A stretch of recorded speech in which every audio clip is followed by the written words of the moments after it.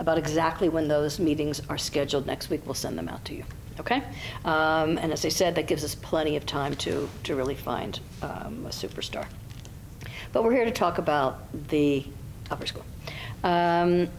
First of all, it's a big thank you to Leslie.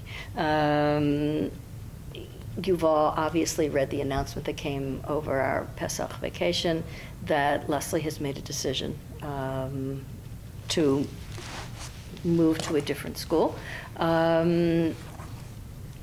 She has been instrumental, I'd say. 5 years you've been here? Mm-hmm. So I can't talk for the first 2 years. I can only talk for the 3 years that I have been here. But Leslie has been instrumental in creating an atmosphere of academic excellence, of calm, of stability in the middle school and in the high school my first year, and then combining the two together and making sure that we had one comprehensive pathway for our students through the upper school, so that there wouldn't be a break from 8 to 9, but rather that there would be a natural progression that really is thanks to you. We will all miss her, and her wise advice and mentoring of the people who are, excluding me, the people who are sitting here. So given that we were all together, we wanted to give Leslie a minute to just say a couple words. Thank you for giving me a minute.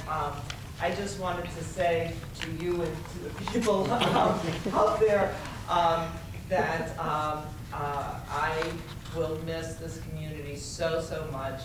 But this all started at Thanksgiving time.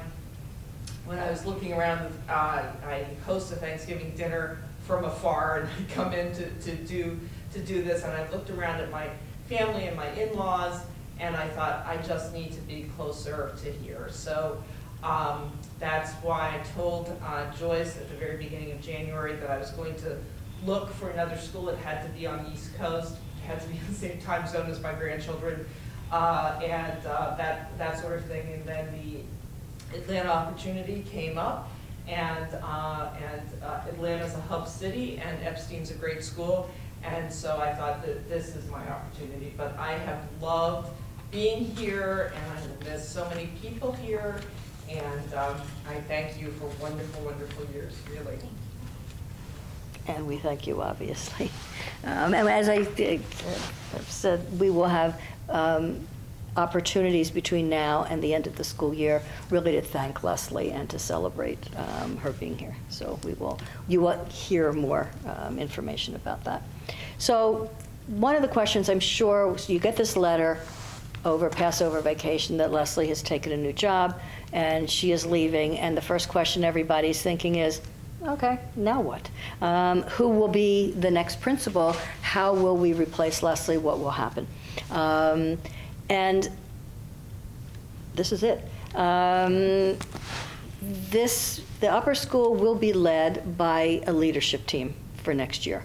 It is really too late in the year for us to do a search and be able to find a principal of the caliber that we are looking for. Principal administrator searches usually begin in November, December. They may go through to January or February, but April, May is way too late. Anybody who is really good has a job already. So we made the decision that we don't have to worry for next year.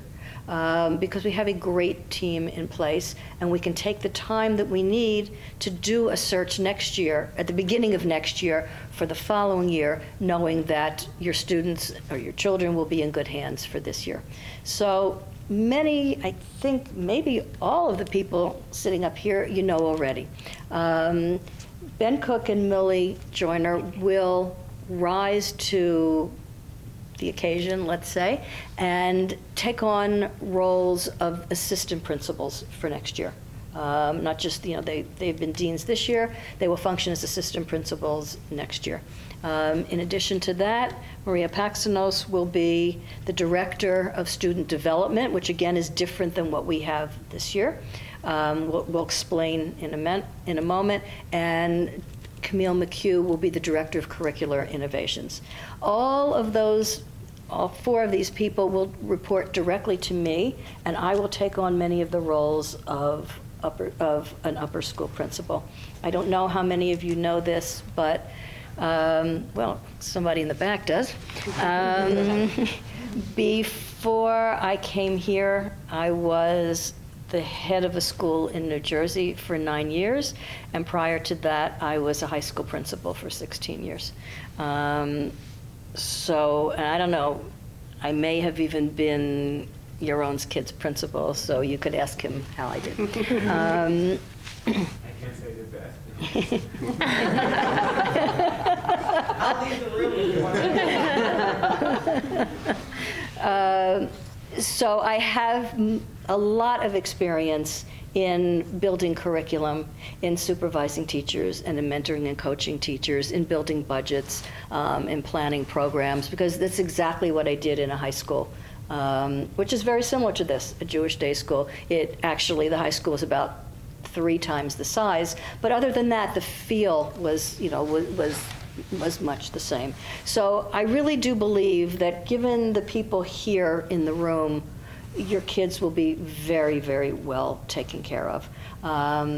I have no qualms about taking on my part of this job, even though I will also be functioning as the head of school next year, because the 4 people sitting up here with me are so qualified, are so talented, and are so dedicated to the success of your children. So I really look forward to working with all of them, to learning from them, and together to building a team that will be dedicated to making sure that your kids are well taken care of and are successful. So we have also, I think we're using this, so that's the leadership piece. I kind of want to segue into something else for a moment and then give everybody else a moment to speak. We also want to use this opportunity. There's a group of people began to talk about this a little, a few months ago, and this team is very committed to taking a look at the structure of the upper school as well, not just the leadership structure, but the structure of the school itself. And what we believe is the best kind of education for our students moving forward. The way that all of us learn, I'm guessing that the way I learned is not the way that many of you learn because you're half my age. But then again, our kids are half of your age. And so the way we learned 30 years ago, 40 years ago, 15 years ago, 20 years ago, particularly with technology and the way things change so quickly, is not necessarily what is ideal for our students today. And the jobs that we are preparing them for, and the kind of work that we are preparing them for, and the knowledge and the way that they will be working in whatever jobs they will have, is not what it was 30 years ago. Truthfully, the challenge in any school is to prepare students for jobs that don't even exist. So how does one do that? And that's what we have really been spending a lot of time thinking about, talking about, struggling with, and have decided that we need to do things a little bit differently, particularly in the high school. This will be a phased-in approach. We want to talk to you about how we see the future of the upper school. And we're going to start with Camille, who's going to give us, I think, a sense of sort of big picture, right, Sure. and research and what we're thinking. I think one of the things that has characterized schools for a long time has actually been sort of compartmentalization, walls. And really what we're aspiring to do and working on is breaking down walls. So literally walls between classrooms, so that we have bigger, more connected, open spaces, walls between teachers where teachers view themselves as only an instructor of a single discipline, so moving away from that model towards a more teamed approach, walls between the school and the exterior world, so providing students an opportunity to get out of the school and into the world. And the techniques that we're looking at as far as implementing those ideas of breaking down those walls entail 3 key categories instructionally. The first is looking at humanities as a much more integrated, interdisciplinary approach. So as opposed to saying you're going to go to English class, and you're going to go to history class, and you're going to go to Judaics class, these are going to be threaded together in a meaningful and purposeful way. So that when students take humanities, they're not looking at just a single slice. They're looking at how all of these fit together in much the same way that many of you probably did in university when you took courses that fell into the humanities category. Secondly, we are looking at employing project-based learning throughout all of our subject matter. So regardless of whether you're in a humanities class or a STEM class, you are moving away from the very didactic model where the teacher is the sage on the stage and moving to where the instructor is a guide on the side. So students are working in teams as the instructors are working in teams. The students are presented with realistic, meaningful, real-world problems that tend to be messy in nature, and they have to engage a variety of strategies to team up, work through those problems, use a variety of skills that entail everything from researching, writing, presentation, analytical skills, debate, modeling, whether it's through a technological model or a physical model, and then defending whatever their ultimate solution or presentation is once they come to the end. Very typically, that defense and that presentation takes place not only within the boundaries of the school, but outside in the world. So that brings us to this last area, this notion of getting kids out into the world. And to do that, we want them to be working on realistic problems, as they have begun with their project-based or problem-based learning, and looking at the types of things that they might do career-wise as they enter into the world. We are not a magnet school. We are not saying that we're providing them career-based training, but we also have to think realistically about the fact that at some point as they progress towards college and career, we want to ensure that they have skills in place that are going to carry them through not just the next 5 or 10 years, but through their lives. So we have to employ soft skills in order to get them there. So the kinds of things like teaming together, collaboration, research, analysis, as well as the type of subject matter that interests them and engages them. So in looking at those types of skills, we are moving away from having just a disjointed electives model and having a major model. And in a major model, this allows students to pick something that's a more broad umbrella or thematic area of interest for them. So for instance, something along the lines of pre-law or pre-med or tech and entrepreneurship or communications or Judaics, and engage a little bit more deeply in cohesive subject matter that they can work on a longer, more in-depth problem and create some substantive type of work, potentially as a portfolio project, that they would be able to submit to university as part of their entrance and admissions process, as well as at the junior and senior level, get outside the bounds of the school and work in internships where they are engaging in the real world in that type of work that they have expressed as their area of interest.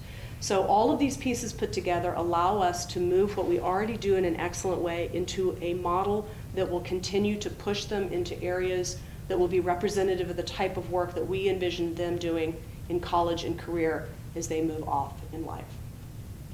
And all of this will not happen on August the 14th.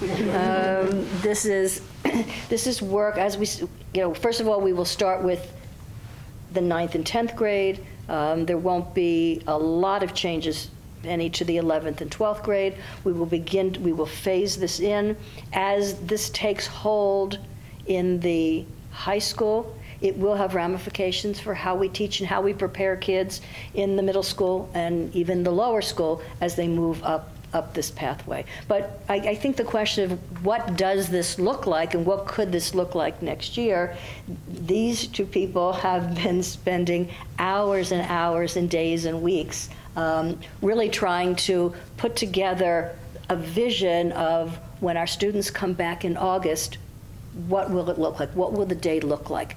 What will be different? What will be the same? So can you give us a little bit of? Yes, we can.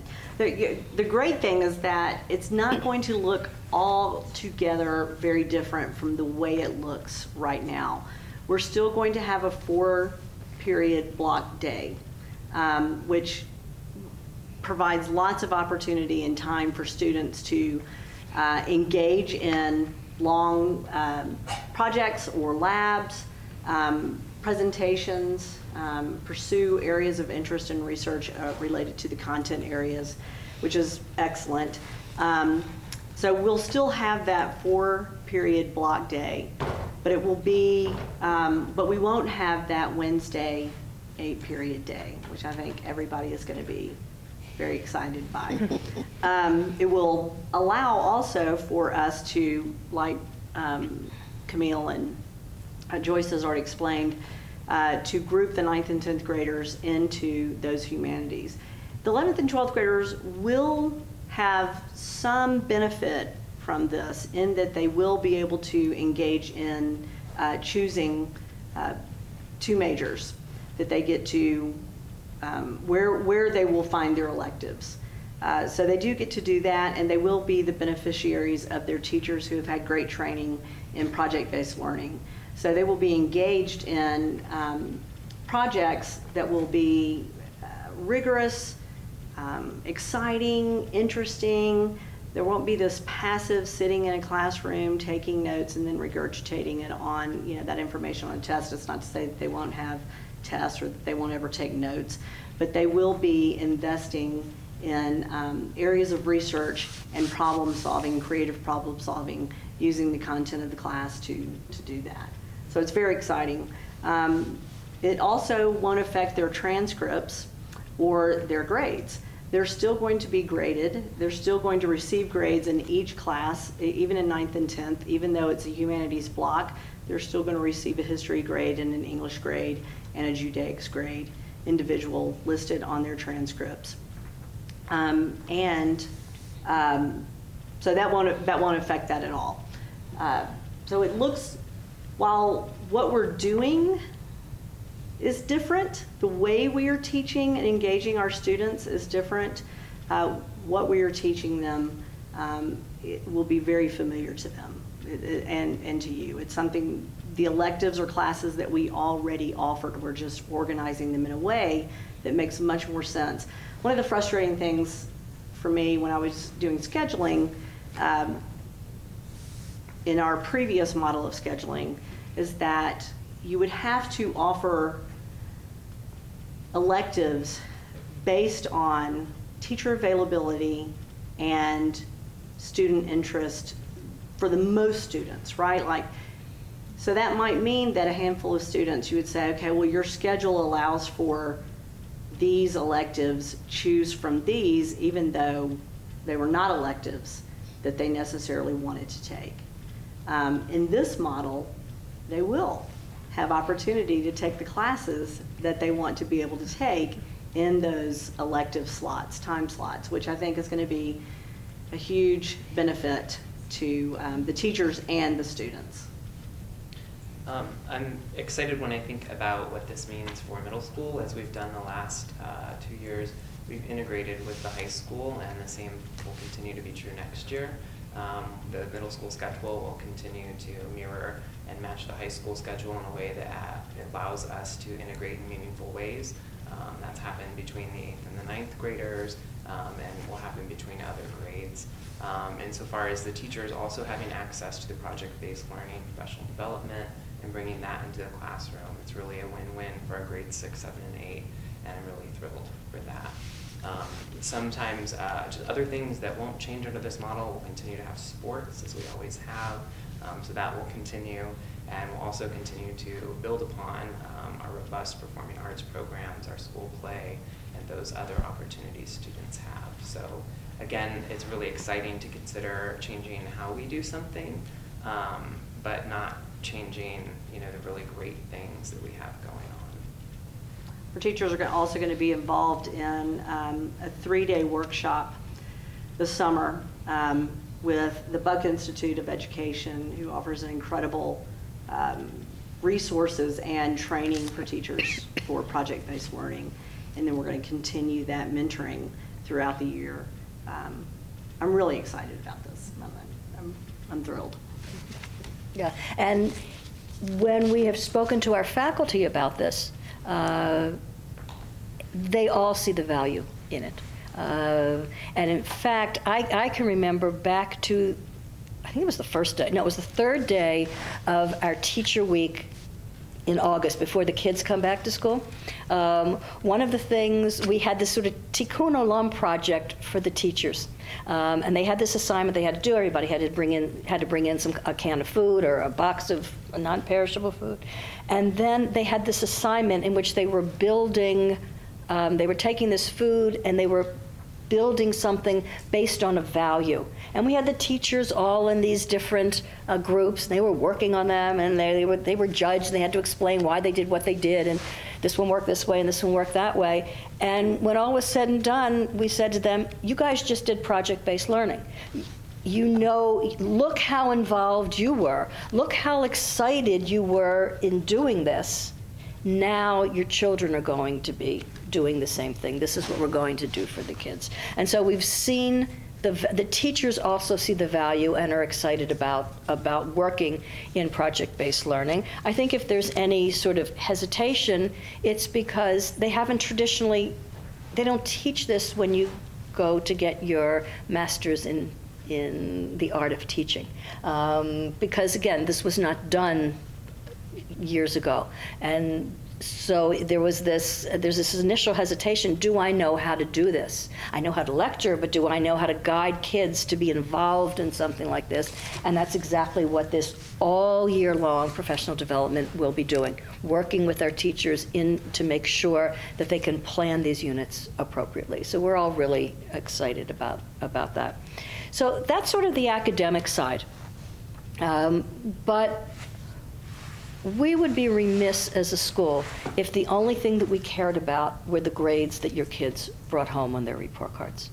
Because it's our job as a school to not only care about their academic success, but their emotional success, their social success, their spiritual success. Camille talked a little bit before about soft skills. It's not just about, can I take a test, but how do I work with other people? Because most of the things they will do in life have to do with cooperation and collaboration. How do I persuade other people? So we want them to be successful in all areas of life, not just getting 100 on a math test. You know, as I've said to a number of parents, do we want our kids to pass math and fail life? And the answer is obviously not. And that's really where Maria Paxinos and her team come in. And we are also restructuring and I think enhancing the role of the student services team and in looking at student development. So a few key points that we're doing right now is the integration of the soft skills. And as we look, and Camille has brought up a number of times in colleges and future careers, those soft skills are becoming more important. So if I can read you a quote from Mind Tools, while your technical skills may get your foot in the door, your people skills are what open most of the doors to come. Your work ethic, your attitude, your communication skills, your emotional intelligence, and a whole host of other personal attributes are the soft skills that are crucial for career success. So what we are going to do coming up is we're going to integrate it into the everyday curriculum. There are a number of times in English when there are stories that the students read about perseverance, about grit. And so how is it that the student services team can help develop some of those concepts and have those discussions with students and maybe look at how practically, what does that look like for students? You even look into the sciences, and we can look at how do we communicate when it is maybe a hypothetical ethical issue in science? Or how do we have those discussions when we have differing opinions and different views on things? And so that's when it's really important. We can say, this is what it looks like to have work ethic. This is what it looks like to be able to compromise and communicate. But I think the key is getting it into that everyday curriculum, that it's just part of what they do and that they actually have the ability to practice that every day. They need it over and over and over in order for them to gain those skills. So that's going to be a big part, is integrating those soft skills. Another big component is, as Camille had mentioned, with getting outside of the walls and getting outside of the school, is developing relationships with other schools and developing relationships with communities. So we have those contacts to be able to say, this is our student, this is the kind of personality, what would be a great match for a potential internship that they can do. So it's going to be going out into the community and looking at those different avenues. And then the third big component that I'm most excited for is we're changing more from kind of a counselor-therapist model into a guidance counselor model. And I think the biggest thing when students come into my door, or I call for them or ask to see them, is, am I in trouble and what happened and what's wrong? And so I would like to move away from that, in that we, as the guidance counselors, are going to be your student's biggest advocate. We want to make sure that every student, not just the ones who may need extra support and assistance, get that personalized assistance. As counselors and guidance counselors, we want to look at setting academic plans with students, and also if we have students that soft skills do not necessarily come naturally, it's like, what goals can we put in place? And on your next project, we're going to work on how do you compromise and lay out those goals for them so that they start learning those skills. And so instead of what is wrong, something is wrong, the guidance counselors are going to be their advocates and really be the ones who are there to support every student, not just those in need. We're also going to be kind of like the first line for families. If we kind of don't know where do we turn, especially as kids transition to middle school from elementary school, it's like, I've got 8 different teachers and kind of where do I go? And so we'll kind of be that first stop to help the students advocate for what they need and where to go to find the information that they may need. I think that's what we wanted to, let you guys know about, but you may have some questions. So we will do our best to answer them. Although even before we take any questions, if there are, let me please say that there are 5 people with 5 doors in 5 offices, always open and always happy.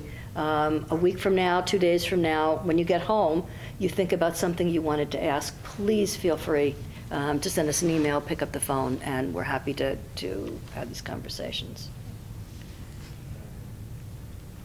For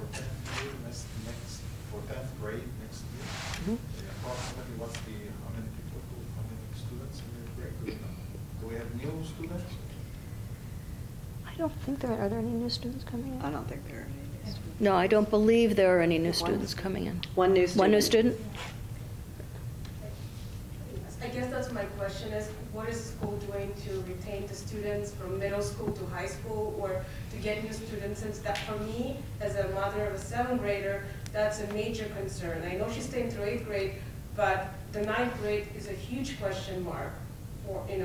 As single digits in the 9th grade is a big concern to me, because those soft skills of socialization, it's hard to do that with 9 kids in class. That's right. I think there are a couple of answers to that.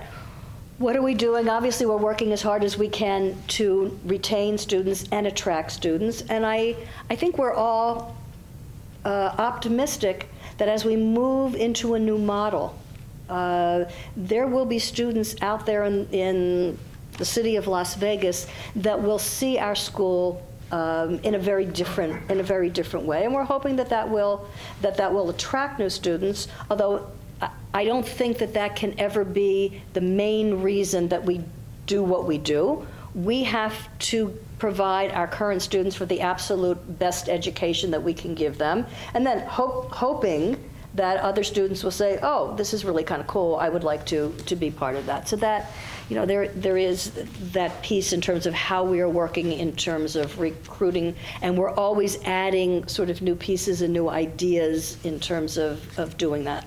But one of the other things or 2 other things that will, I'm hoping, feel a little different. One, it will be natural as we make this move throughout the high school in the next couple of years, is that we will, not every class will be, this is for the 9th grade, this is for the 10th grade, this is for the 11th grade, this is for the 12th grade. And particularly in these majors, These are areas where our students are interested and excel, and we look forward to a group of kids who all have the same passion about filmmaking, STEM, Judaics, whatever it is, coming together as a group, whether they're in 10th grade or 12th grade, and working together. The other thing that we began a little bit this year, and we are actually, we've had the conversation and talk about expanding, is how can we get the benefits of both being a small school and hopefully being, more kids on a social level.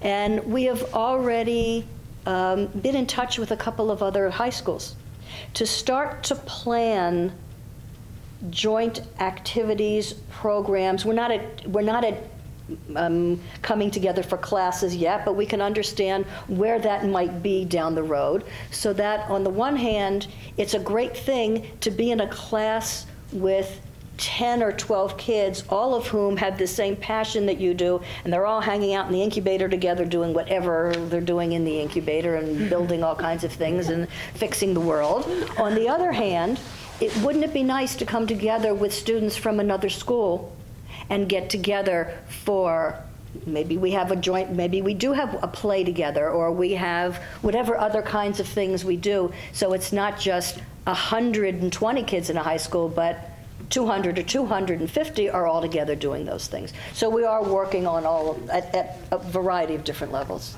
Is that an option in higher grades 11 and 12, which public schools do, for them to go to college, community colleges, and take a 1 or 2 classes Dual there? enrollment?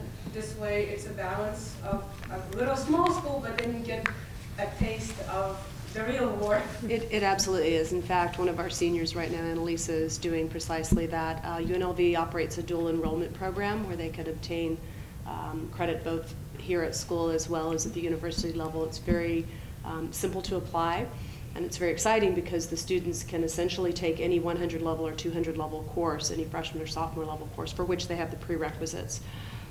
The students are in there with other university level students and really get a taste of what it's like to be a college kid, but also then they have the advantage of having the support at our end of, just learning a little bit more about how to negotiate and navigate that.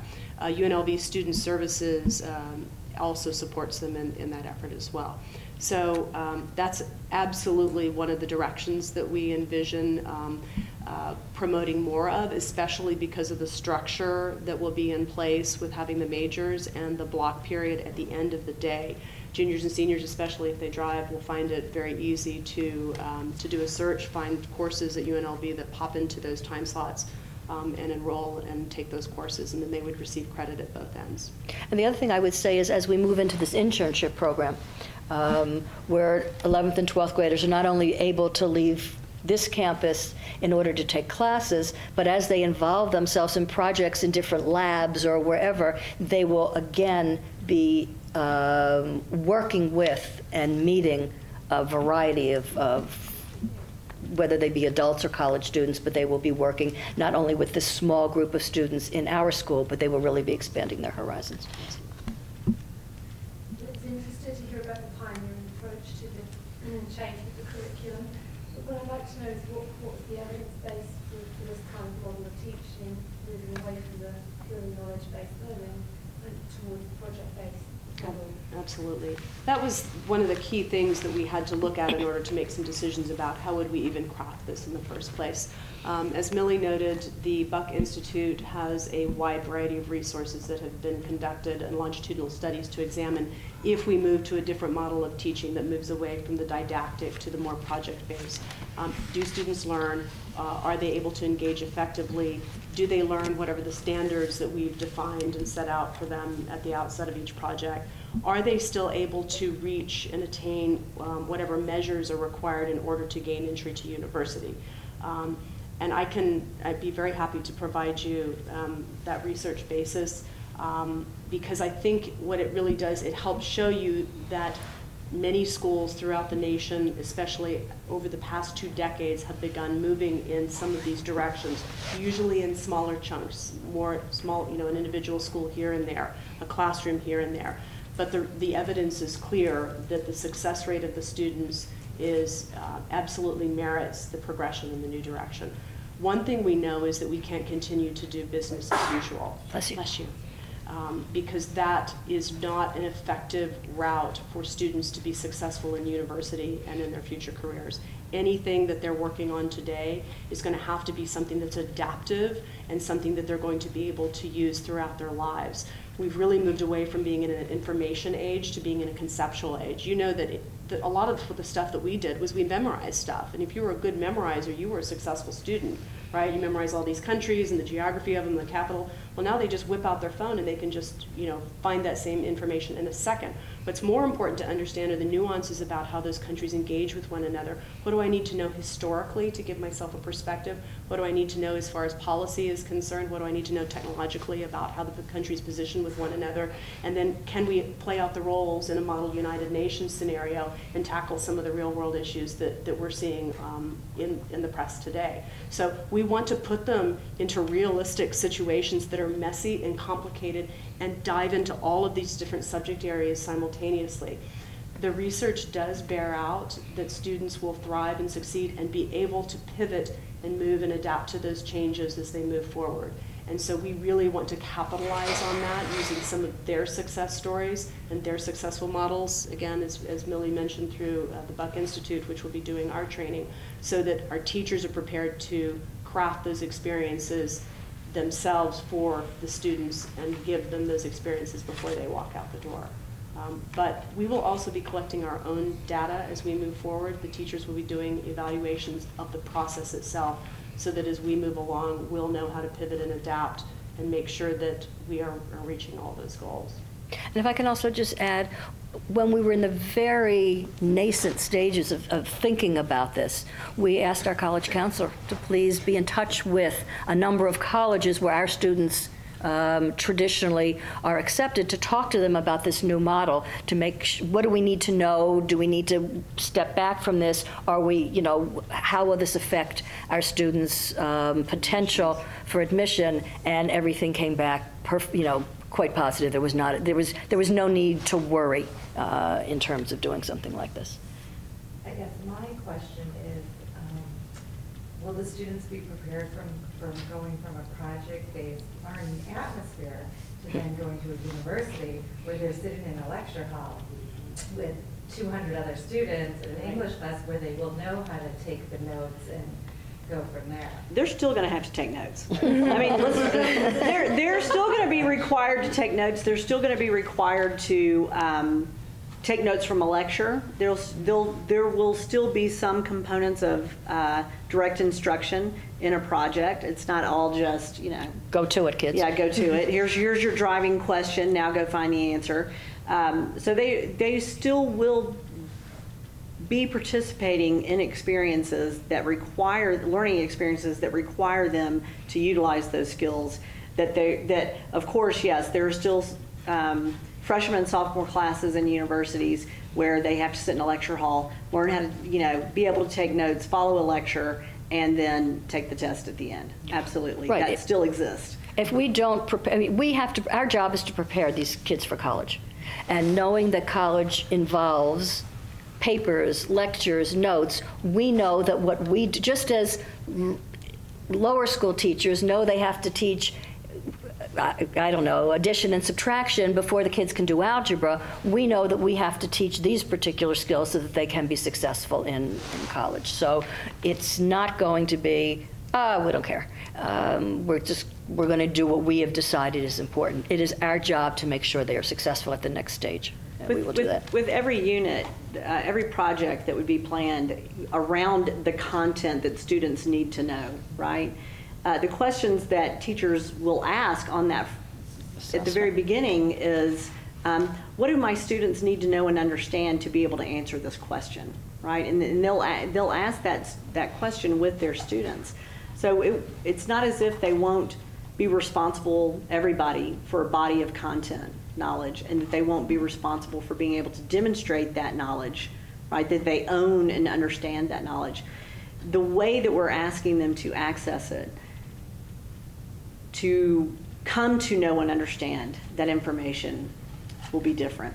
Mostly, but not completely different from like I said, there's still going to be direct instruction. There will still be note-taking. There will still be each student responsible to have the content knowledge that everybody needs to know and understand to be able to be successful in that project. So it's not as if it's a total abandonment of those things, but it's making sure that it's not the primary way that we instruct our students. What happens when students are engaged in project-based learning that's very different from a direct instruction approach? Students take ownership for their learning. They become invested and they care about their own education in ways that they haven't necessarily demonstrated before. When they're sitting in a classroom where it is mostly direct instruction, where it is mostly a test at the end of a unit of study, I'm sure you hear the conversations. What did you learn in school today? Nothing. You know, I mean, that was every conversation I had with my family. So, you know, it's very passive. It's not dynamic. It's not energizing. It's not exciting. But imagine if your children came home and were sitting with you in the kitchen or wherever, discussing what they learned in school or what they were doing, and they were talking to you about how they discovered something or what they did with their team to find the answer to this problem, or how they were taking something and now they're going to present it to, you know, maybe one of the projects that they do is not, the audience is not in the class, the audience is for the lower school. You know, maybe they find an issue, a problem that needs to be solved in the 4th grade classroom, right? How do we engage 4th graders in reading? How do we improve the reading of 4th grade students? Maybe 10th graders investigate that in their humanities block. How might they go about doing that? And so they're learning the content in their humanities, but their audience is going to be that 4th grade class and those 4th grade teachers. So after they investigate, and I'm just making this up right off the top of my head, so don't use this as you're going to learn how to Don't teach try kids. this at home. Yeah, don't try this at home. But imagine how much more invested they would be in answering that question, knowing that they had an authentic audience that they were going to be delivering that product to by the end of it. Teach them budgeting. And there will absolutely be reasons to learn budgeting. Yeah, but well, it's a 'cause they- completely different experience than saying, go read to the 4th graders. I mean, that's a worthwhile use of time also, right? That's a worthwhile use of time. But if you involve them in the relevant, authentic question that asks them to find an answer to it, while they have to learn the content to do it, it's a much different learning environment. And if I can just piggyback on that, their peers and their instructors are not just in the school, not just in the community, they are anywhere in the world. We are already investigating doing partnerships with schools in Israel, high schools in Israel, in which they may be looking at a similar project and kids are working together. That means that they have the advantage not only of the faculty here, but the faculty, right now we're talking about the Reali School in Haifa, but the faculty of Reali. And so it opens up horizons in a way that we're just not able to do when you're talking about traditional learning. So I think the advantages are in terms of our kids, they're learning about another culture at the same time. That they don't even realize that, but they're interacting with kids in another country who have different norms perhaps. And that also opens a different kind of learning, that sort of the unspoken, but it's there as well. Excuse me, how do they interact with the other students? Via email or how? Email, computers. Right, Skyping, although of course there's a time FaceTime. difference. Yeah, some of it's asynchronous and some of it is depending, 10 hours is hard because of the time difference, but there will be all, if they're working on, in some ways it's no different than what we do at work. So I have a colleague who is in Washington, D.C., and here's a perfect example. Last year, 2 years ago, I don't remember when it was, I was one of a set of 6 educators working with people from Brandeis University on an anti-BDS conference. So Brandeis is in Massachusetts. One of the educators was in New York. One of them was in LA. I was in Las Vegas. Another one was in Chicago, and I forgot where the 6th one was. So there were times that we got together on the phone and spoke, and there were times that we worked together through email, or just as we all do at work with other colleagues. Our students will have that same opportunity. There are times that they will be emailing each other back and forth, and while we're sleeping, the other kids are working. There are times when, excuse me? Sorry, and the conversation is going to be a project that was given today? Right, so one of the things very specifically that we're looking at working on in the incubator is I had the opportunity to travel to Haifa and to meet a counterpart at the reality schools. And, as you know, Elon Musk is working now on taking us to Mars. So I had worked for NASA, and one of the challenges when you get a rover up to Mars is the delay of the signal. So we have an advantage now of actually being able to build a rover at our site and have our reality students build a rover at their site, and then we're going to transfer the rovers via rocket, airplane, to the other site, and then operate them remotely with that built-in signal delay so that our students are operating the rover in the Mars sandbox in Israel and vice versa. And we must follow one another's directions that we have meticulously laid out instructionally in order to be able to conduct our research investigations. So basically it's a way of prototyping a mission to Mars, but doing it here on Earth with 2 teams of students. Me too.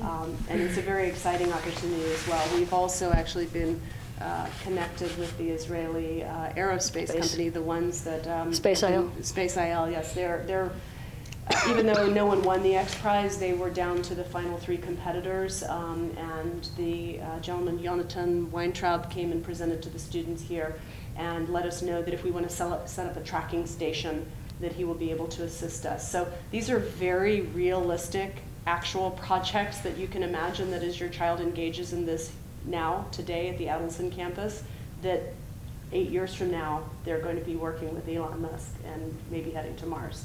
So it's not just a cool idea, it's an actual prototype of the real things that they're going to be doing, working with robotics, working with coding, working with communications, working with signal processing, working with aerospace and satellite tracking, but doing it from their high school here in Las Vegas.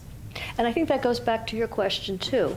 We're all hoping that in the course of a few years, as this gets out, and there's publicity about, look what these kids at Adelson are doing, there will be other kids that are going to want to be part of this as well. I just need to know if those are reality, I want to know, is this like a Montessori kind of learning? Is that a model on a Montessori? I would say there are some elements of Montessori, simply because Montessori really invites them to get out into the world and to connect disciplines and to connect beyond the walls of school, as well as and have choice. It's really cross-age student choices. choice and interest. That's very successful, and there's a lot of data on that. It is, and one of the things we looked at is there's not very many Montessori high schools because of obviously the complexity of the material and the complexity of building projects that are really at that level as you're approaching university. But there are a couple of successful ones, and we have looked to those models as well. They're well documented, the training is very good in the environment. Yeah, we absolutely. One of the ones we looked at, it was really neat, it was a city model where they had very easy access to research facilities and to museums. Obviously that's a little bit more of a challenge just because you've got to drive if you're in Las Vegas. But again, thinking in terms of that junior and senior level group of students where they are driving age, they will be able to get further outside the bounds. But obviously technology now has us connected in ways that we never were previously. So simply through video conferencing and messaging, we're able to do a lot using those technologies as well. Thank you. My son loves your class. A quick question about do you give the kids the option to do a semester in Israel? Is it an option here? It's always an option. Sure, we've had kids do that. Again, we have to work very closely with the school that they would be going to, because There's one school that offers it. Alexander Muss offers Yes. it. There is a different one. It's called Try. It's through either the Reform or the Conservative movement. I don't remember which one. Alexander Muss is more, they're widely known, but their Conservative movement does have one. In fact, one of our students went, I think, on that one, not Muss. But yes, we're happy to work with the students. We have had students who have done that before. The only thing we really have to work with the school, depending on where the students want to go to college. We have to make sure that that semester, if they're staying in America for college, we have to make sure that that semester in Israel, that they still are able to cover what are college entrance requirements. That's the only thing that we have to work very closely to make sure that we don't want to put them at a disadvantage 2 years later. But we are happy to do that on an individual basis, and it has happened.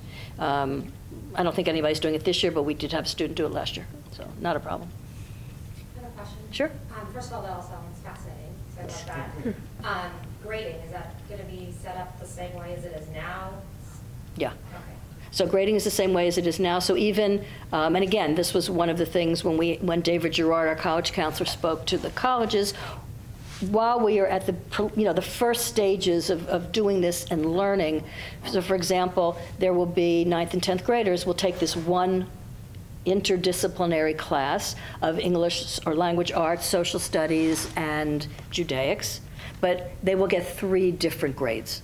Because for the time being, we're leaving the transcript and the report cards exactly as they are. These are things that the colleges understand. They know what our school's transcript and report cards look like, so we're going to keep them status quo, as we move into this. Well, 2 questions. How is that going to integrate with AP classes? And I remember when you started earlier on, the school was going to go through the recertification. Is there an update on that, or did I miss it? No, we are in the process of doing our self-study. That is this year. This entire year, our faculty and all of our staff has been involved in the self-study. The visiting team will come next, I think it's April 1st, 2nd, and 3rd, to be reaccredited, and the accreditation lasts for 8 years, I'm pretty sure. And you asked about the AP classes. The AP courses are still vital because, Yes. as we know, juniors and seniors, they want to take courses that are going to transfer into universities. It's demonstrative of working at a very high level. Again, also they'll have those opportunities to demonstrate those in additional ways if they take dual credit, plus just the very nature of being able to produce the long-term portfolio projects that they're going to be creating junior and senior year. That's going to be, there's additional components that are going to be exciting for college admissions as well. But APs are not going away. They're Right, still they will still be. Integrated into the humanities, or, Well, the 9th and 10th graders don't take APs anyway, right? So the 11th and 12th graders won't have an integrated humanities track over the next year. Okay. So, But I'm talking about, right. 3 years before the afterwards, when she is in no evidence. Sure. There will still be APs. I mean, we know that that's something that we need to, that will continue to stay part of our curriculum. Part of those will be, they can be part of the majors. We will work out the place where they How they earn are their AP best credit. situated, but they will continue to exist. So as I have said at other meetings, there is a direct correlation between walking out and saying, damn, I should have asked this question. And that very well may happen. So please, we thank you for coming, but encourage you at any time to speak to any of us, whether it is an hour from now when you send the email because you remembered something, or over the course of the next several weeks or months. We're more than happy to be here and to work with you. As I said, it's really, so much of this is about a partnership between home and school, and all of us working together for the well-being and the success of the kids, and that's why we're all doing this. So next year, you're going to be looking for a new head of school and a new high school principal? Mhm. Yes. We'll be busy. But again, we have plenty of time, and school has a good reputation. We're really not concerned at all about being able to attract quality people. So for now, you are going to be there, at least the first one. With this wonderful group of people. And as I said, I ran a high school for 16 years before I became head of a school. Okay, because it's all over the place. Okay, the seniors won't fall through the cracks next year, will they? No, they will not. That's They will just- not. I mean, it's been a kind of a weird year with having him to take theater tech, which had nothing to do with anything that he was interested in, so. Won't I that be just- great next year that he won't have to do that? Yeah, but why, I mean, I take him to the theater all the time, he didn't need theater tech, but, so I just want to make sure that the seniors, because you say 11th and 12th graders, this is the last year. And to personalize it, this is, my grandson's been at this school since pre-pre kindergarten, and he's been in this little bubble. So Right. I just want to make sure this last year is really preparing him to go out and kind of get out of the bubble a little bit. We are not going to let Madison slip through this crack. Right. Oh, Madison's No way, yours. shape, or form. Yes, Madison. I have Madison, him for computer science principals. nor Ryan. Your child, your grandchild is, our top priority, and his senior year is critical, and we are We going want it to be special. We want senior year to be special we're for going the to be kids. right there with you, holding your hand in his, and everything's going to be okay and even better than okay. It's okay if you want to keep him for a couple extra years. Right. though. I know, I He get doesn't it. have to do any homework, he can stay home till he's 30 if I'm going to live till I'm 30. It's okay, but. And as we look at increasing the guidance staff too, to do some of this, we can look at what does a particular class really need? And we can provide that as a small group, just by having more of a guidance staff to be able to do that. We have flex times in some different areas where we can say, okay, this would be a great time to do some interviewing skills, or, how do you separate from parents and start living independently? We can have some of those for parents as We well. can have that for the parents, yeah. Right. But it's where they can have more interaction in Yes. those situations as well, having more of a support staff to do that. And that's really one of the advantages into this new plan in terms of looking at guides. It's making sure that we take care of each individual child, but it's also looking at each grade as a whole. Because as you know, particularly if, parents with more than one child know that every grade has its own personality. And they need different things, and the kids interact differently. And it is the job of the counselor to say, wait a minute, this group needs to concentrate on X. I'm going to bring in a couple of programs, or we're going to do whatever.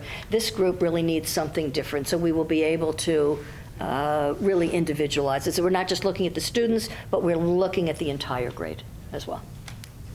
So I was confused a little bit. So are the electives all going to be on Wednesdays for the No. juniors and seniors? The or- electives will all be in the same block period of time at the end of the day. Oh, so everyone.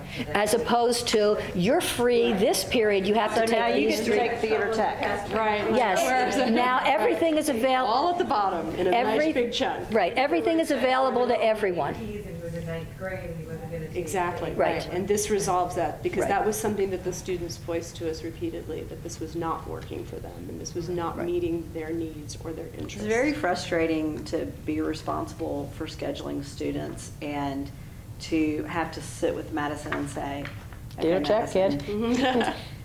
theater tech, painting and drawing, moot court, or. Everything you don't want. Yeah, everything that you don't want. And instead of saying, here, Madison, photography, animation, right? I know Madison's loves, animation. And say, I don't have a class for you that you want to take. And that's heartbreaking to me, you know, that's It heartbreaking. seemed like a waste. Not a waste because. I totally understand We what you're agree. saying, yeah. Yeah, it's not. Are there some, I guess some of the sciences are elective. Yes, Is it correct. anatomy and elective, if they want to take like a double science or something? They will have an opportunity to do that, yes, Okay. So Jeff, in the majors, yeah. Okay. I think Jeff wanted the physics.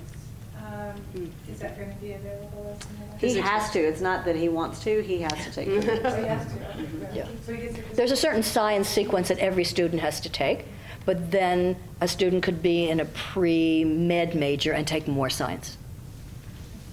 And get out into, Yeah, and get out into a lab. and do the Roseman experience again. Yeah. And do other Right. experiences. So we thank you all for coming. And again, if you have any questions, please feel free to find us at any point in time.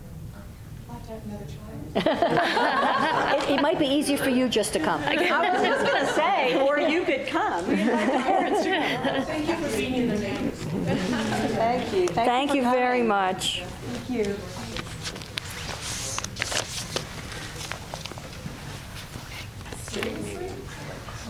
I know, me too. I like to stand there. Apparently, my family is ordering Domino's. I'm done. I can't even talk to you.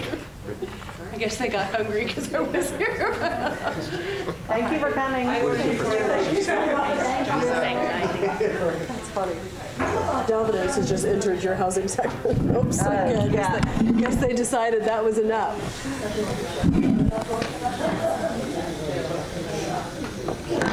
Retrieve my younger one.